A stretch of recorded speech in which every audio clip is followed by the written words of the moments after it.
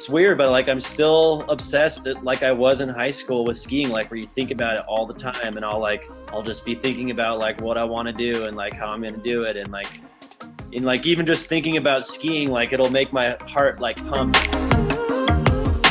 And it's like you said, like moving the needle, like the needle has moved, and it moved because of people, because of active citizens who got out there and they wrote their congressmen and they protested and they made their voices heard, and it works.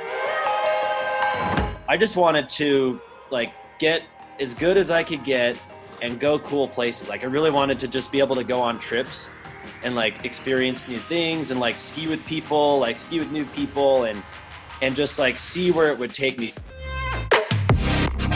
What's up, guys? Welcome back to the Athletic Stance podcast. I am very excited to have today's guest on. He is not only an awesome skier, a very laid-back guy, but a political activist who is taking on some big steps in environmentalism, especially regarding some of the bigger controversial waterways in the western half of the United States, and we'll dig a lot more into this in the podcast and talk about kind of what he sees the future looking like, or what he hopes to see in the future from all of his hard work.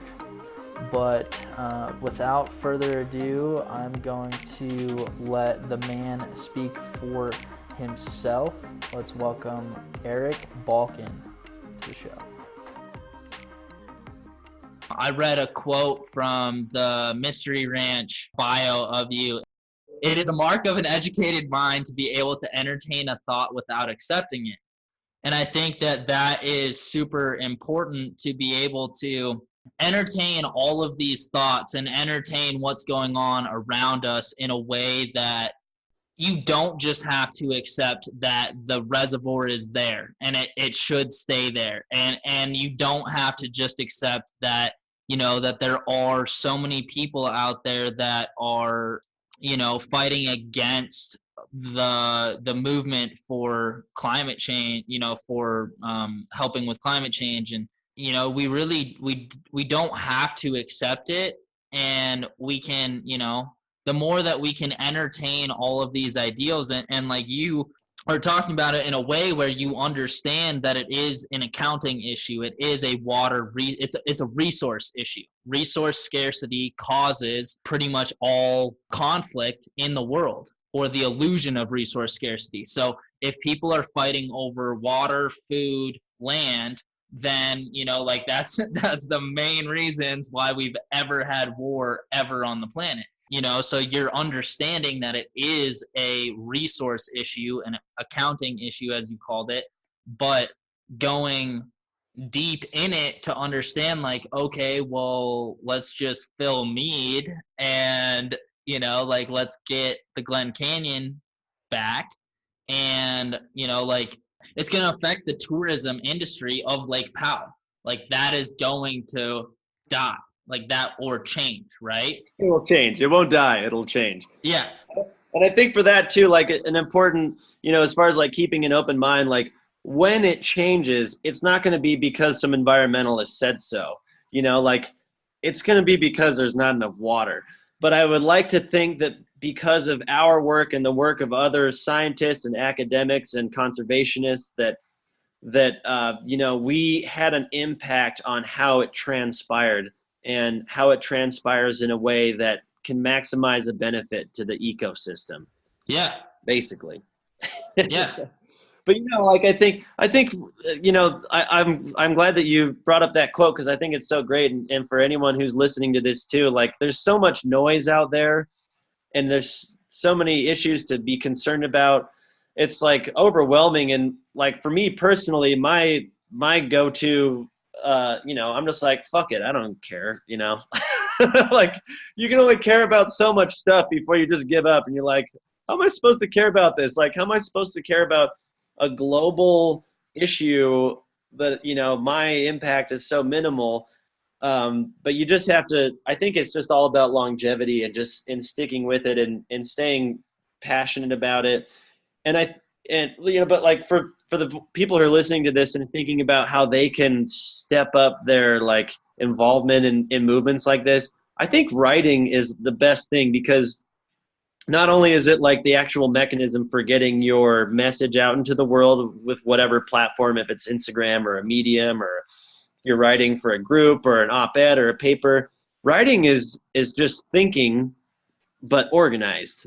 And when you write, you're organizing your thoughts and you're forcing yourself to think things through.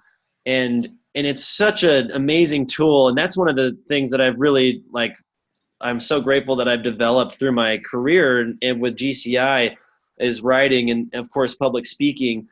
Because it really through going through the writing process, you really are figuring out what you're trying to say, making the argument, thinking about the opposing argument. Like it forces you to go deeper. And so I try to encourage people to write, as much as possible, even if it doesn't go anywhere, because it forces you to think more critically of things and take it to the next level.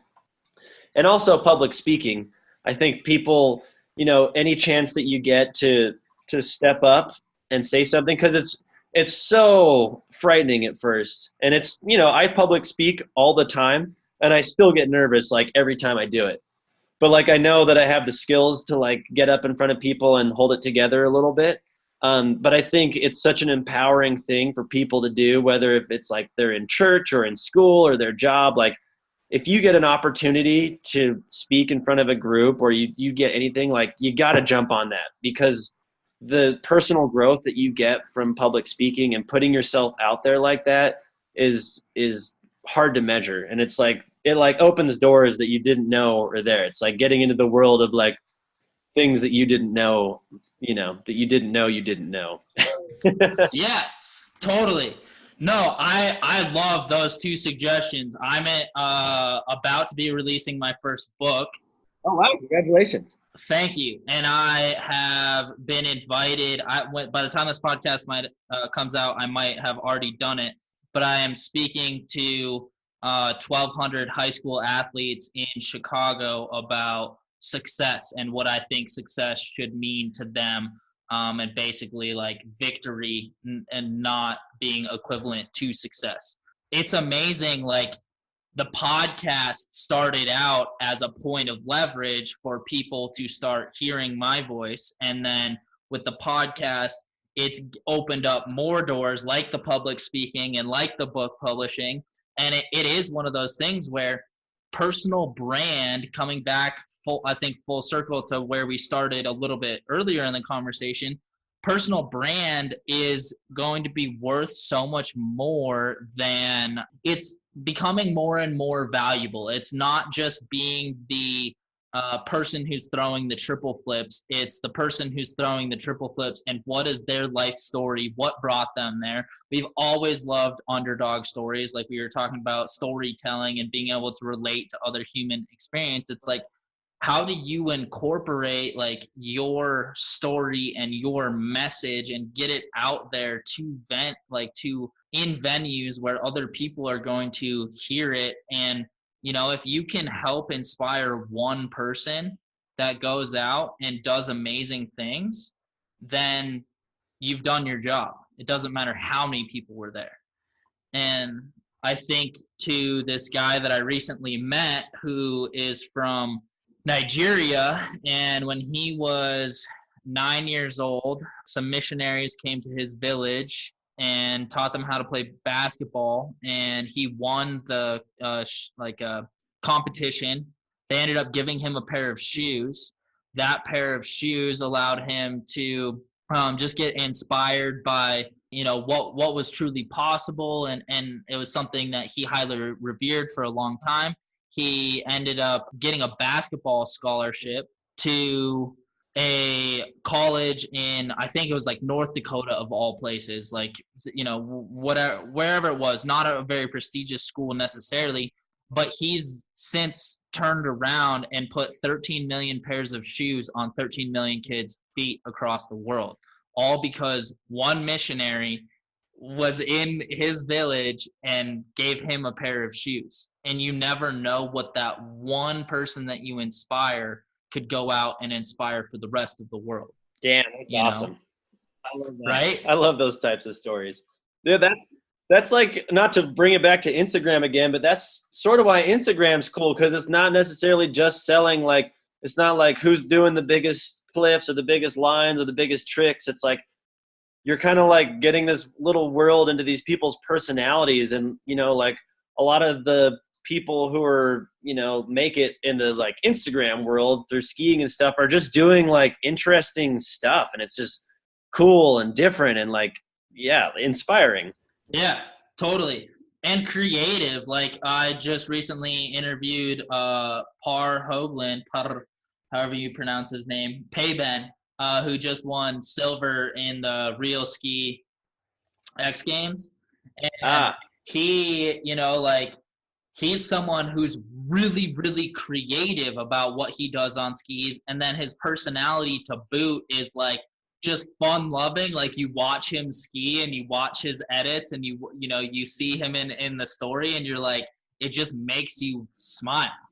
And so, yeah, I think it really, Instagram is a really cool way to be able to get to know people on a more personal level. Like social media, there's like the two sides of the coin where it's made people antisocial in some ways. But, you know, starting out the podcast, I knew, you know, a specific amount of people that I started interviewing. And, you know, I got a interview. Actually, Lexi DuPont was the first person that I interviewed. I interviewed her in person, and we were only friends via Facebook. I had just reached out to her on Facebook and told her I was starting a podcast, and that ended up with me meeting her at her house in Sun Valley, and, like, that set off a whole trigger of things. But, you know, Instagram, for anyone out there that's looking to connect and build their network in any way and like, you know, get to know who people are, Instagram's perfect. I've sent out, that's how we got connected. I've sent out probably 100 messages in the last month to different people, and like Dana Flair's down to come on, Rory Bushfield, so many amazing skiers that I just literally throw them a message over Instagram, and I'm like, hey, would love to get you on the podcast. And that's literally like all I've had to say. And I probably could go more into like, I probably could tailor my messages more. But at the end of the day, like social media is amazing because it does open up a world of connection, and you do get to tell your story, and you do get to express who you are and who you, how you feel in a really, like you said, generally organized fashion when you're writing captions and stuff like that. And I think that was one of the things that I really appreciated about that piece about writing that you said, is it forces you to organize your thoughts. And when you organize your thoughts, it forces you to entertain thoughts without accepting them, even if you have an emotional charge behind it. You need to, and especially with what you're doing, working with policy and lawyers and people in law, like you really have to present a scientific case and an empirical case as to why you need to follow through on the spiritual ideals of Ed Abbey, you know? Yeah. And I think, you know, like as far as that goes too, like I think one of the best lessons that I ever learned, Rich Ingebretson is the guy who started GCI. He's the one who hired me at the pizza shop. He's been a really important mentor to me over the years, and I've learned so much from him. He's this amazing dude. He's an MD, PhD, doctor, physics teacher. He like writes books. He started Glen Canyon Institute. He started the Wilderness Medicine Institute of Utah. He's like a caretaker to family members. He like sleeps 4 hours a night and just lives to serve other people. And he's like kind of, you know, he's like the modern day Jesus. Like he's an amazing human. And like, I've always looked to him for inspiration. And he told me a long time ago, he was like, you know, Balken, you don't have to like everybody, but you do have to love everybody. And at the time I was like, oh, that's fucking cheesy. But over the years, like I've thought more and more about that. And I'm like, fuck man, like he's right. Like if you just look at the world like that, like you're going to always, even with your like wife or your best friends, like you're always going to get in, like, you're going to get on people's nerves. You're going to, have differences of opinion, just being able to come from that place of like, okay, like if I love, coming from a place of love, like if you love everyone, you're a compassionate person, start there and then kind of just have a conversation after that. Like that's been so important to me with, because our issue, like restoring Glen Canyon, is basically the euphemistic way of saying drain Lake Powell. And people love Lake Powell, and it's a controversial issue, and I totally get it. And like, people shit on us a little bit in Utah and Colorado, because just people are like, oh, you guys are crazy environmentalists, you're like anti-development, and like I see where they're coming from, and like I know why people love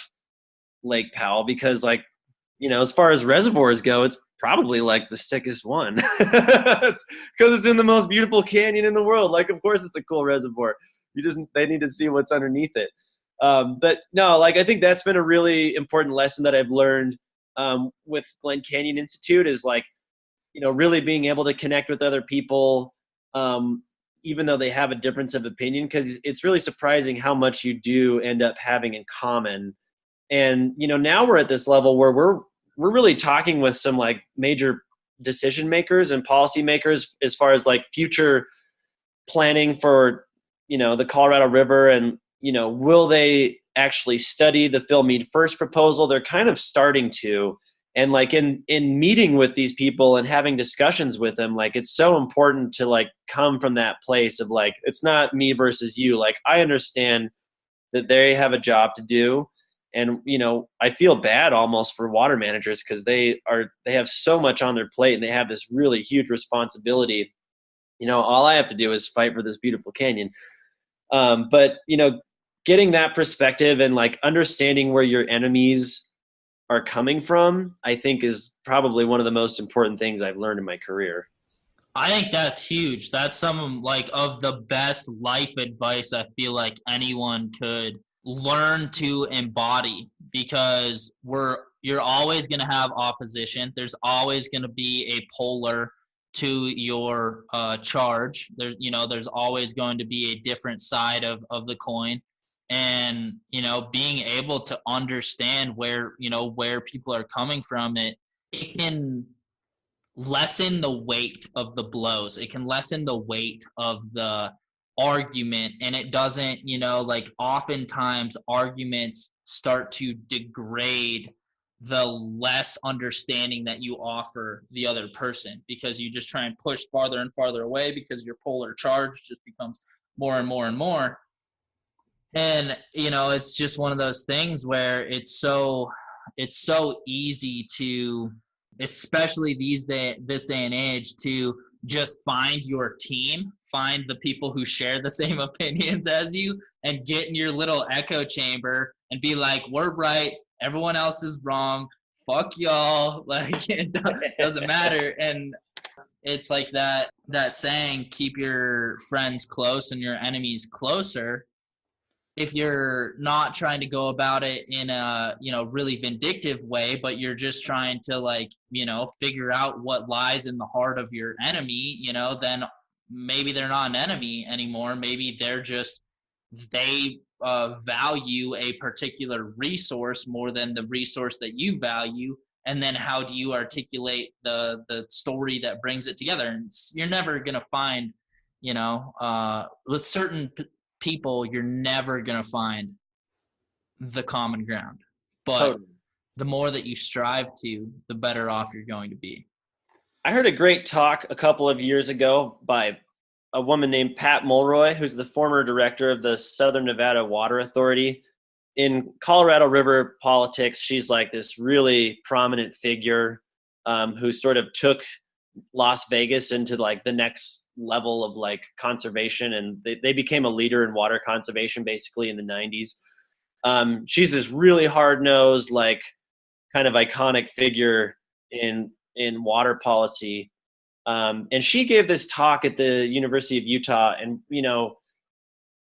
she was like everyone's, all these environmentalists don't understand why other people aren't like hopping on the like bandwagon of climate change. And, like the way that we talk about it as far as like climate denial, she basically said, it's not that they don't believe it. It's just that they don't care. Yeah. If you're a West Virginia coal miner who's trying to feed your family, it's like, do you care more about like being able to work, or are you going to be like concerned about like global food production as a result of a warming average temperature over time? And it's like, yeah, I get it. Like, and you got to understand, like, because climate change is one of the, like, maybe the hardest issue, because like your impact, it's like, it's a global issue, and it's the impact is spread at, the impact affects certain groups more than others, but like everybody has an impact, but it's hard to measure it. And it's so big and expansive that it's like, how do you get people to care about it, And I think for people who are really passionate about climate change, it can be frustrating, because you're like, how do you not care? But, for other people, it's like, it doesn't affect, my family. Like, I'm already struggling to like make ends meet. Like, why should I give a shit about, global food supplies? Yeah, totally. That was eye-opening to me just to hear her say that. And it like put it in perspective. It's not that like people who aren't on board like are dumb or ignorant necessarily. It's just that they have a different set of priorities. And I think it's really important to like always consider that aspect. And basically, like, we're animals trying to protect our family and our kids and stuff. And like, that's the most immediate concern for a lot of people.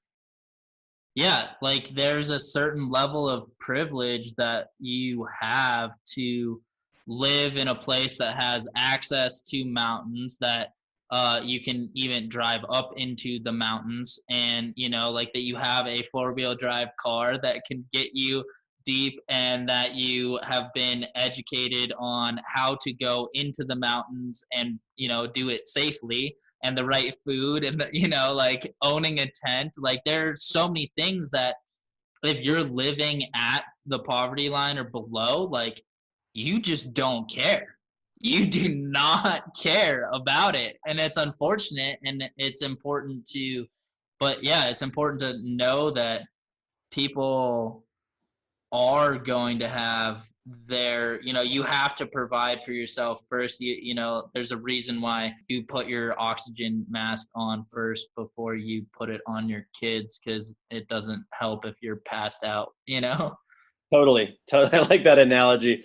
Well, it's unfortunate too that it is the lower income people who are going to suffer the effects first, and they're always the people who suffer the effects of like pollution. Like, where do people put their like power plants and stuff, or like where does the air pollution concentrations are the highest? Usually in those neighborhoods where the people are not, they don't have the necessary means to like put up a stink about it. Yeah, totally. They're fighting for their life in a way where they're working multiple jobs just to provide for their family, and so they're not going to give any ounce of energy to any sort of political fight. And if they do, it's going to be like, raise the minimum wage, or Yeah, totally. Well, yeah, and like, so, and I've sort of like developed this mantra in my head about like how to communicate with people and come from that place, which is sort of where like the politics thing came in. Because I know you're going to ask me about that eventually, so we might as well dive into it. So I ran for city council. Was it last year? Was it the year before? It was last year. No, it was I don't even remember. It must have been last year. 2017. It was the summer of 2017, right? year and a half ago. Year and a half ago. I have never like wanted, this is for South Salt Lake City Council. So South Salt Lake is a really small city that's in Salt Lake County. It's tiny. There's a population of like 25,000. But I bought a house here in 2015, and I have a buddy who's involved with local politics, and he was like, hey man, like you're a public speaker, like you're sort of engaged, you like talking to people. He's like, you should run for city council. the way he said it, he was like, not even that hard. Like, people do it all the time. Like, you should go for it. And I was kind of just like, okay, I'll do it. And then I was like, well, what do I have to do? Which I probably should have asked first before committing to it. But but I lost. I'm not a city council member. But it was such an eye-opening experience, and it was really, really cool. Like, it was a really cool experience because basically, on a city council level, the way that you win an election is by knocking on everybody's door and having a conversation with them. And like, I'm a pretty gregarious person, and I have no trouble like talking to people I don't know. But like, this took it to the max. It's like you are like talking to people all day, and like, some people are like good politicians where they sort of put on this like cheery face and they're always saying the right thing, and like that takes skill to develop that, to put up that sort of like shield, I guess it is, like a buffer. And there's a certain point where for me, I was just like, obviously you want to be polite and like coming from a place of love and compassion and stuff, but there's a certain point where I'm just like, fuck, like, all these people do is complain. Like, I like said that to my friend when I was canvassing. Like, it was that I had just had a couple days of canvassing and knocking on doors where I was like, really beat me down. And I was talking to my buddy and I was like, all everyone's doing is like complaining. He's like, yeah, dude, what did you think this was? It was really cool. But there's just a lot of like local issues that people are really passionate about, which was super cool. Like, I've always been interested in how local politics can shape our communities, because there's all these like big national issues, climate change and guns and violence and abortion and all these like sticky hot button issues.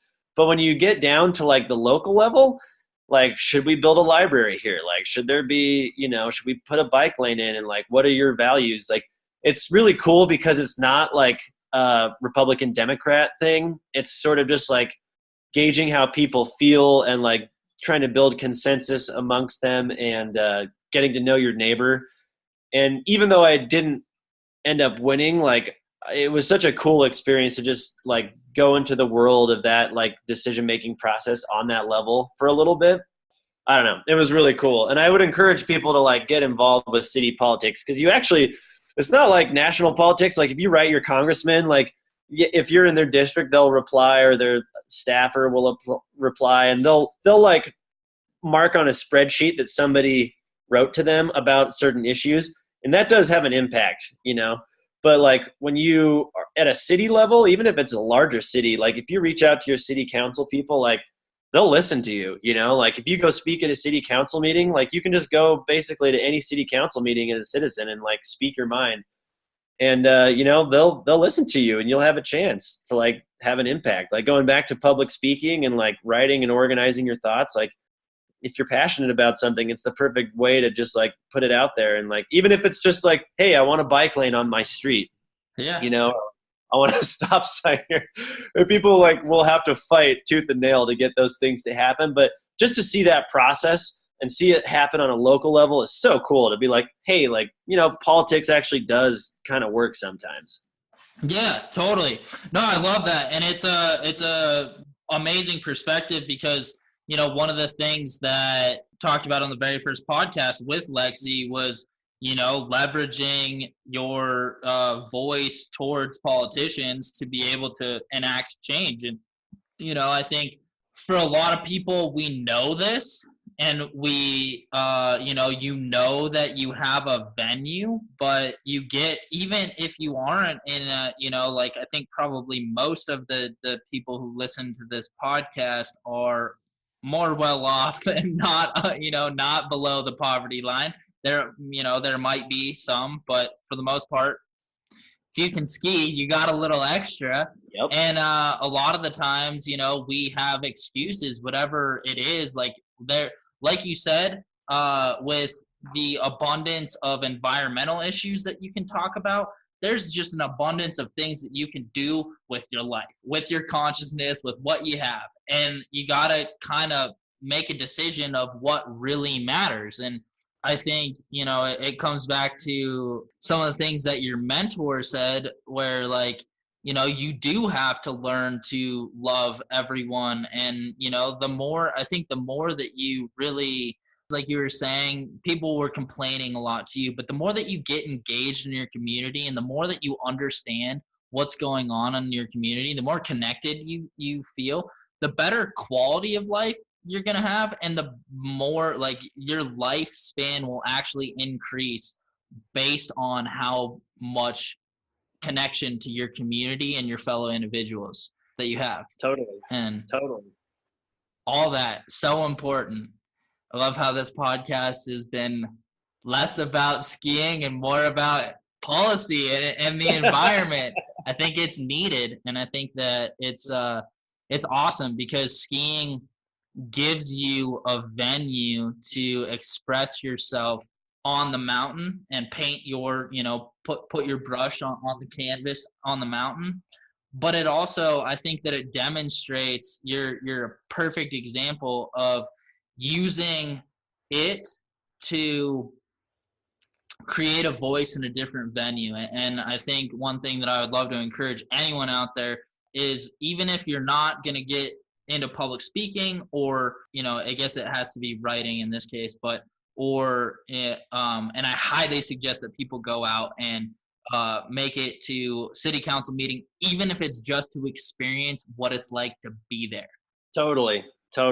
Experience it happening around you, but use Instagram to express your voice, and like understand that no matter what, you're gonna have haters. You're gonna have people who talk shit. It's just gonna happen.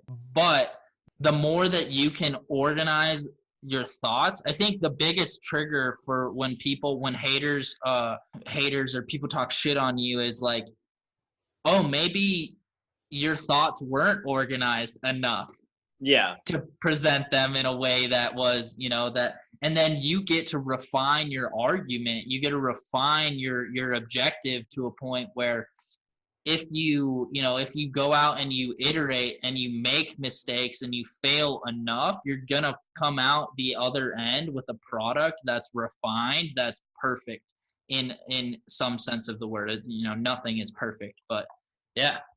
Yeah, I think a lot of it comes down to like pushing your comfort zone. It's like the Tim Ferriss method, right? Like do something that makes you uncomfortable every day. Yeah. I think is great, and like for me, the city council thing, I was like, what the fuck am I doing? I have no business doing this. And like, I just like, I had this moment like when I was running for it, and like I got to know the mayor really well and some of the other council members, and like I got endorsed by the police, fraternal order of police, like the police union, and like I did ride-alongs with the firefighters and the police and got to know all these people, and I'm just like, what the fuck am I doing here? Like pushing my comfort zone really took me to this weird place, but it's like, it was so cool, and like, and I mean, like, even like a big thing for me too was like getting to know the police officers. It completely changed my view of law enforcement, like completely. Cause like before then, like, I was like I would have run-ins with the cops a little bit from like drinking in high school or like skateboarding and getting kicked out. And then you hear about like all the fucked up stories in the news of, like people getting shot by cops and stuff. And so you never hear about the good stories of cops. And like, until I did ride-alongs with them and like realized how fucked up their job is, it's like, man, like I'm so thankful to live in a city and a country where we have like legitimate law enforcement. And like, of course there's corruption, there's always going to be corruption, but like that was something that really like changed my perspective drastically, that I like am so grateful for, that I have that perspective and just like look at cops in a totally different light.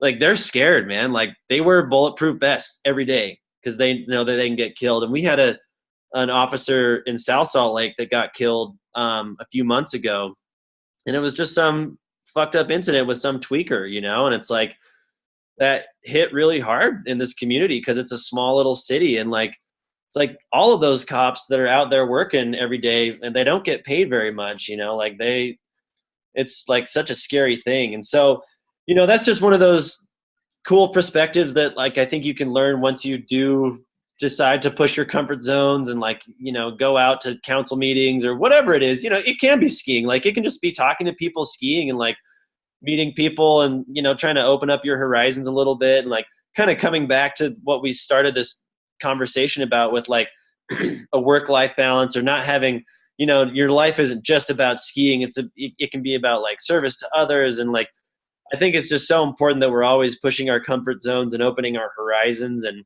I always had this idea that like you couldn't be a pro skier and do other shit.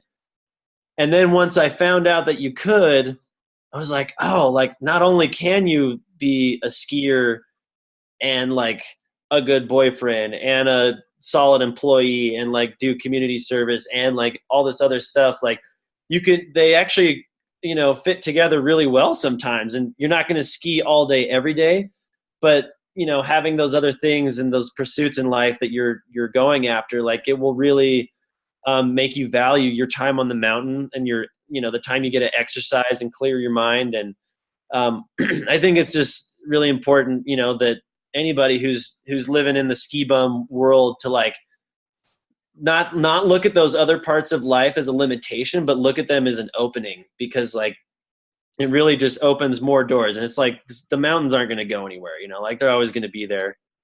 And I've just like really in the last few years, like I've sort of kind of developed that appreciation to such an extent that I'm just so grateful that like I have pursued these other things besides skiing, and that it's made me appreciate skiing that much more, Yeah, totally. No, I think that it's like I absolutely love that perspective, and I think it's so important because I think so many kids out there are just in the pursuit of being the best skier in the world, and you kind of have this idea that you eat it, you breathe it, you sleep it, and it works to get your conditioning to do that hard work, to move past the resistance like we talked about earlier. Like you're gonna have to work hard no matter what. But yeah, you don't have to pigeonhole yourself, or you don't have to hinge every little bit of success. What success, and will lead into the next question. We'll do some rapid fire, and then I'll let you go for this round. I'd love to reconnect at some point for sure. Totally. But for me, and this comes back to that whole speaking gig, I had a lot of my success or my self-worth or my identity hinged on the idea of being a ski racer from a young age, because I had the feedback loop of being a good skier and doing well at Junior Olympics and being nationally ranked in the top 3, and that turned into pigeonholing myself into thinking that my happiness was contingent upon how I did as a ski racer. And that ended up completely tanking like everything for me. So yeah, what does success mean to you if you were to distill like success down to? Whew, that's a tough one. I think success is really like finding the flow state, whatever that means for you. Like if you're learning and you're growing and you're creating and you're being a, quote unquote productive person, like I've always found that like as long as you have like something that you're working towards, like even though however long it takes you to get there, like the success is like being on the path and putting the time in, and like I think that's what it comes down to, is like not just like, oh, I want to be, I want to put out this sick video part, I want to, like, we all have like these objectives in skiing and whatnot. Like I want to ski this line, I want to do this trick, I want to get a photo in a magazine, but really it's just like the process of getting up and doing it, and like putting in 100%, like learning from your mistakes, reflecting on it. And that for me, like that's like putting myself in the flow state and like learning about new things. And like, I've been like learning about like investing a lot in the last few years. Like I've been reading and listening to podcasts, and like I just like feel like I'm in the flow zone, because it's like I'm interested in like I don't know what the hell I'm doing, but like I love this process of figuring it out. And like So I think success is just like learning how to get into that flow with whatever endeavor you're pursuing, and like staying engaged in the process. Love it, dude. That's like such a beautiful answer for sure. And yeah, I think, something that, this is a complete side tangent, but it's something that I'll talk about in my talk to all these kids, is how if you can master health, relationships, and wealth, you're unfuckwithable. No one can, like if you know how to take care of yourself, if you have good mental, spiritual, physical, emotional health, if you're good at creating relationships, friendships, intimate relationships, working relationships, all, those, anything that has to do with relationships, and you learn how to manage your resources, specifically wealth being, one of the number one resources that contributes to all the other resources, but you learn how to manage your resources, you're pretty unfuckable. I like that. Yeah, what's one piece of advice you'd like to pass along to someone that wants to do what you've done, either in the political scene, the policy scene, or skiing scene, or all packaged together? I think it's just put yourself out there, basically. I had one of my board members when I took over as the director of GCI, and I was like, I don't know if I'm up for this, man. Like, this is a big responsibility. I don't have a master's degree. I don't know what I'm doing. And he was basically like, look, dude, nobody knows what they're doing. He was basically like, if you can write well and you can do public speaking, you can basically like do anything in this career field. And I was like, okay. And like, to do that, it's like pushing the comfort zone and putting yourself out there and talking to people. Like I didn't even realize this until we had this conversation, but like so many of these doors that opened for me was just friends being like, hey man, come do this. Or like, hey, what about this? And I'm like, okay, dive in. So I think it's just like keeping that open mind and like being open to what may come at you from friends and people that you love and trust, and like trying to, maintain those relationships of people you love around you so that those opportunities do come up. Yeah, totally. Love it. The relationships are so important. Everything. Yeah, everything, for sure. Like, you can be the most successful person in the world. If you don't have someone to share it with, then are you really even a success? What's one piece of encouragement or wisdom that you've received that, throughout the whole time that stuck with you? I think it's the Rich quote, you don't have to like everybody, but you have to love everybody. And if you could take it one step further to like not just be like an inspirational poster quote, it's just that everybody deserves your respect, even if somebody's being a dipshit to you or something, and you're like, fuck this person, like what? Because there are plenty of boneheads out there, especially like if you spend time online, you're like, oh my God, who are these people?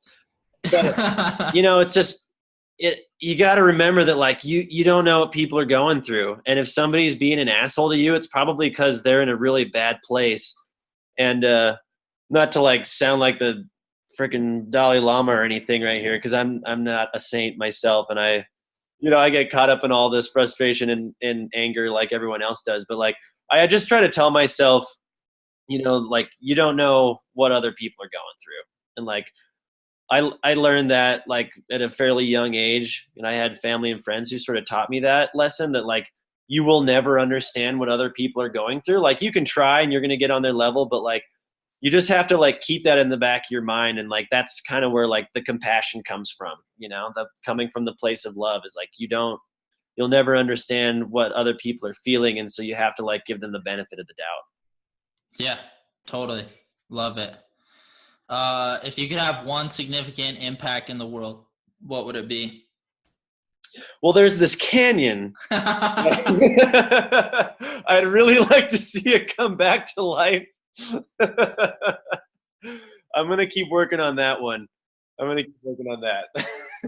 love it. I absolutely love it, because it's super specific, and it's like, it's specific and attainable and real. And I hope to see that. I hope to share a moment in Glen Canyon with you at some point.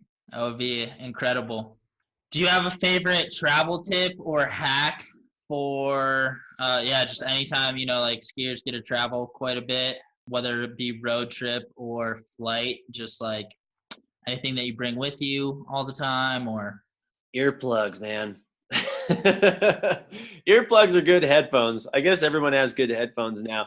No, I've been getting really into just podcasts like the past few years. Like even when I ski tour now, like long, because we're always doing backcountry skiing on our trips, and like I used to just always zen out and like listen to the birds and shit, which I still do. It's great, but like I listen to a lot of podcasts and just like keep my mind kind of rolling. So I try to just like download a bunch of podcasts ahead of time and just like kind of have that ready to roll. It just keeps my mind engaged and like keeps me thinking and like, flow state, like keeping that zone. Yeah, totally. Engaged in whatever the conversation is for you in the moment. Yeah, totally. Love it. Speak real quick on the podcast side of things. Tim Ferriss show, you already mentioned it once. Such a good podcast. It's one of the only other podcasts that I listen to. I pulled a lot of inspiration from him in starting this podcast. Yeah, Tim Ferriss show is awesome for sure. Totally. Where's the best place for people to find you, follow you on your journey? Probably just Instagram. That's where I post most of my stuff. And, I don't really do a lot of my like conservation environmental stuff. I don't put that out on Instagram all that much because that's my day job. But that's where you can follow me on my ski adventures. And I try to keep it as current as possible and put my most interesting stuff on there. So that's where you can find me. Yeah. And it's at Eric Balken, EricBalken, right? That's me. Sweet. Hey, just one more thing before you go. I wanted to say thank you so much for listening to today's episode. I hope that you really enjoyed it. A couple things that I would ask that you do if you enjoyed today's episode. Number one, go follow us on Instagram at The Athletic Stance Podcast. Number two, if you don't mind leaving a review, rating it, and subscribing, it always helps. It helps spread the word. It helps me know what you guys are enjoying or not. And if you don't mind leaving a comment on Instagram, letting me know what you're enjoying, what you're not enjoying, I will always take into consideration. And feel free to send me a message with recommendations on who you'd like to hear from, what you'd like to hear me talk about, us talk about. And as always, thank you so much for listening, for your time, and we'll see you next time at the Athletic Stance Podcast.